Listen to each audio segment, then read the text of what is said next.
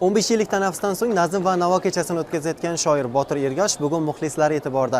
Bir necha daqiqalardan so'ng aynan ushbu sahnada shoir qalamiga mansub bo'lgan she'rlar kuylanadi. Tadbirni Madaniyat vaziri Ozodbek Nazarbekov ochib berdi. U o'z so'zida Botir Ergashevning ijodi, san'at sohasiga qo'shgan hissasi, shoir va san'atkorlar hamkorligiga e'tibor qaratdi. Nazm va navo kechasida ana shunday hamkorlikda yaratilgan qo'shiqlardan ijro qilindi. Juda ko'p tunlarimiz bedor o'tgan. Shunaqa ajoyib, juda ham o'zini ishiga sadoqatli, aynan she'riyatga hech qachon xiyonat qilmaydigan, hech qachon unaqa o'zi ko'ngli istamagan narsani yozmaydigan haqiqiy tom ma'nodagi shu xalqimizning iste'dodli shoirlardan biri. Biz ko'pincha o'ylagan maqsadlarimiz nishonga tekkan. Ya'ni Botir Ergashev ijodi hamkorlik qilganimizda maslahatlashib qilgan narsalarimiz siz azizlarga manzur bo'lgan. Botir Ergashevning she'rlari inson his-tuyg'ularini samimiy ifodalaydi. Har bir misra tinglovchi qalbiga yetib, shoirning ichki dunyosiga chorlaydi. Ushbu kecha nafaqat adabiyot, balki qo'shiqlar orqali ham tomoshabinlarga o'ziga xos kayfiyat baxsh etdi.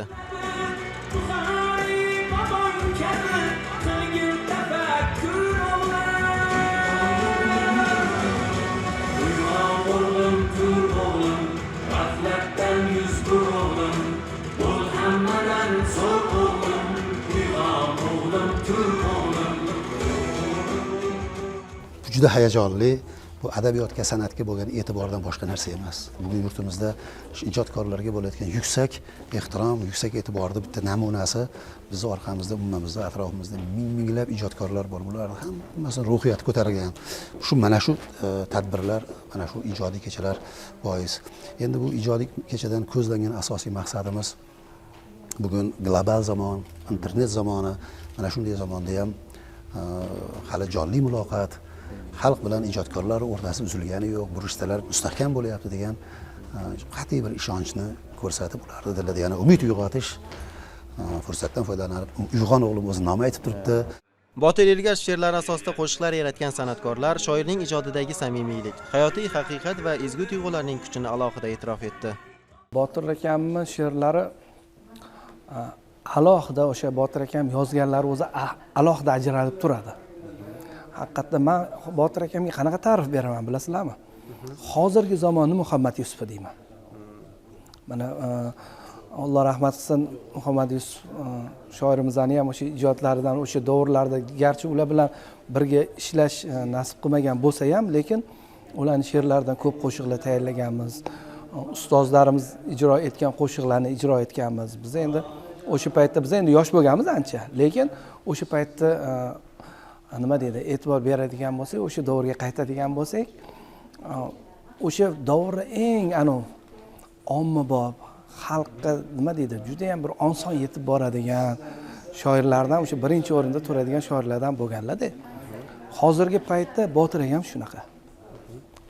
Nima deydi, o'zlarini ijodlari bilan alohida o'sha xalqqa ko'nglidan jon olishga nima deydi, juda ham ko'p qo'shiqlar orqali yetib borgan shoirlarimizdan.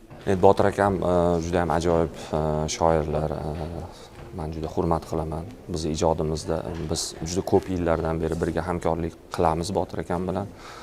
O'sha meni ijodimda mashhur o'sha kecha kim edim, bugun kim bo'ldim degan qo'shig'imni aynan qalami Botir akaga mansub.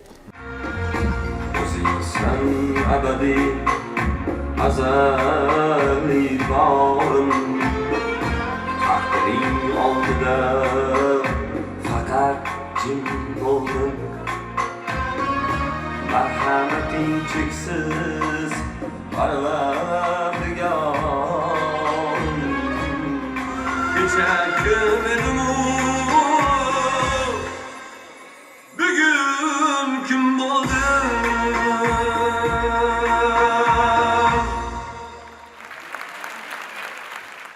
Botir Ergashev she'rlaridan Singlim, Atirgullar, O'zimni qizim,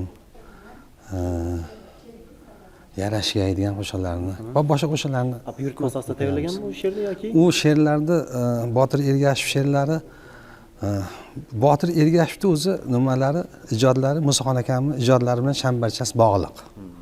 90% qo'shiqni Botirjonning qo'shiqlarini, she'rlarini Musoxon akam qo'shiq qilganlar. O'sha paytda bir haligi qattiq bir ijod bo'lgan. Mendan boshqa san'atkorlar ham ijod qilishgan. O'sha Musoxon akam ko'p qo'shiqlarni tayyorlashgan. Yurakda o'ti bor shoir.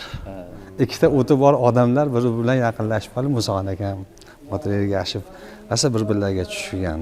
She'r bu mo'jiza, shoirlar esa mo'jiza yaratuvchidir. Bugun kechada biz nafaqat so'zning, balki qo'shiqning qudratini va ezgu tuyg'ularini his etdik. Zokir Mo'minov, Jaloliddin Sayriddinov bugun dastur uchun